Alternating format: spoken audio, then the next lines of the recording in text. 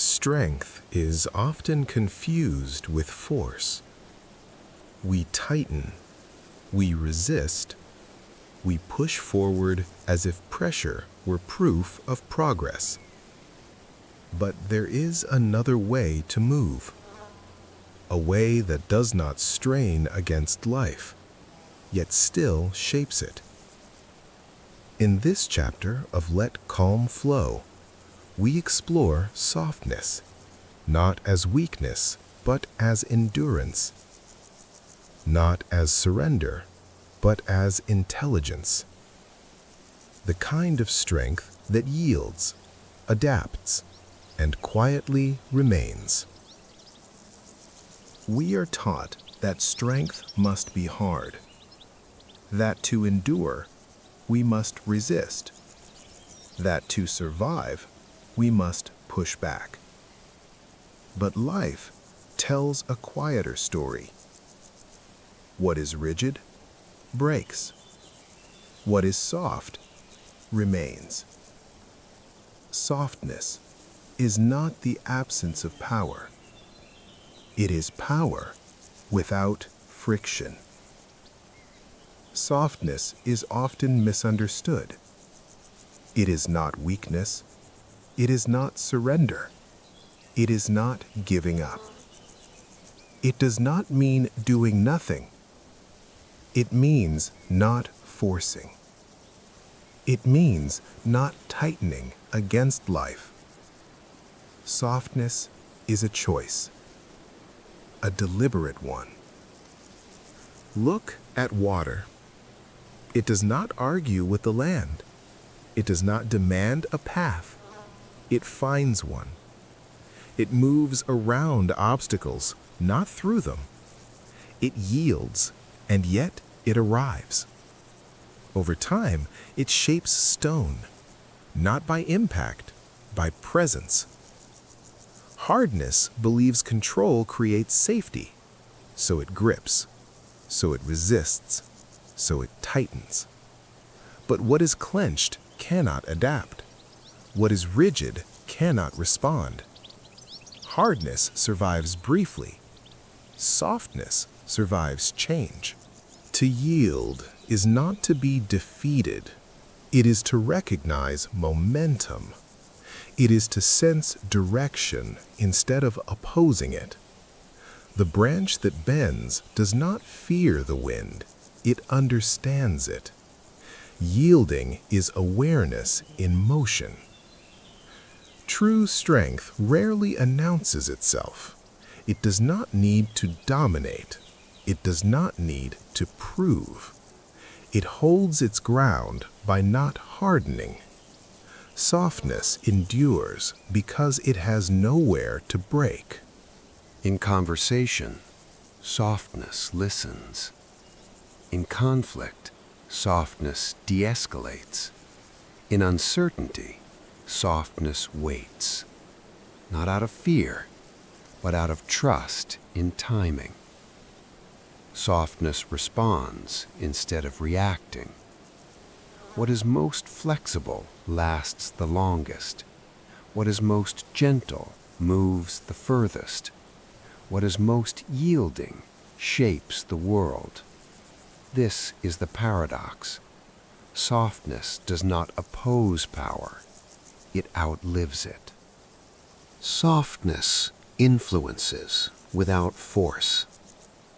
It changes direction without confrontation. It leads by example. Like water, it teaches without speaking. It transforms by being what it is. Life is already moving. Resisting it adds weight. Softness removes the struggle. It allows motion to complete itself. Nothing extra, nothing withheld.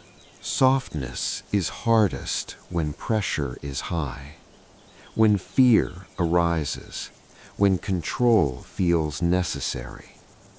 That is when softness matters most, because it keeps you open when closing feels safer. Softness does not drift aimlessly. It has direction, but it does not cling to form. It adapts without losing itself. This is stability without rigidity. Resistance exhausts. It consumes energy without movement. Softness conserves strength. It lets effort go where it is no longer needed. Softness is not learned. It is remembered. It is how you moved before tension became habit, before force felt necessary. It is your natural state before resistance. Softness does not rush. It arrives. It does not fight the world. It flows through it. In yielding, it becomes unstoppable. In gentleness, it becomes strong. And in softness, life moves freely again. Softness is not dramatic. It does not announce itself when it arrives. It works quietly, beneath attention, beneath effort. While force demands results, softness allows them. It does not rush the moment. It lets the moment mature. This is why softness lasts. When we harden, we narrow. Our options shrink. Our vision tightens. We mistake pressure for clarity. But softness keeps possibilities open. It leaves room for life to move. Softness does not resist reality. It meets it fully, honestly, without adding tension that was never required. In this way, softness conserves energy. It spends only what is needed. The world is full of motion. Not all of it requires effort. Some movements complete themselves when we stop interfering. Softness understands this. It trusts the direction already present. This does not mean withdrawing. It does not mean avoiding life. Softness stays engaged, but it does not struggle for control. It responds instead of reacting. Over time, softness reshapes what force cannot. It changes relationships by listening.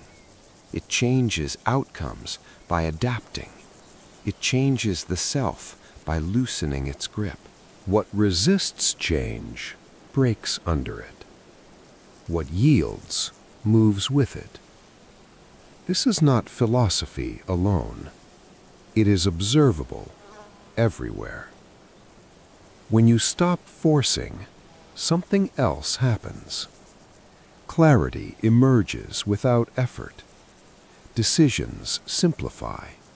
Movement becomes natural again. Not because life is easy, but because friction has been removed. Softness is not passive. It is alert. It notices when to move and when to wait. It understands timing more than speed. This is why softness endures. It does not waste itself on unnecessary struggle. It remains available for what truly matters. As this reflection comes to a close, nothing needs to be concluded. Nothing needs to be held. The idea can remain open. Like water, it can continue moving long after the words end. This is let calm flow. Not a destination, not a rule, just a way of noticing how life already moves when we stop resisting it.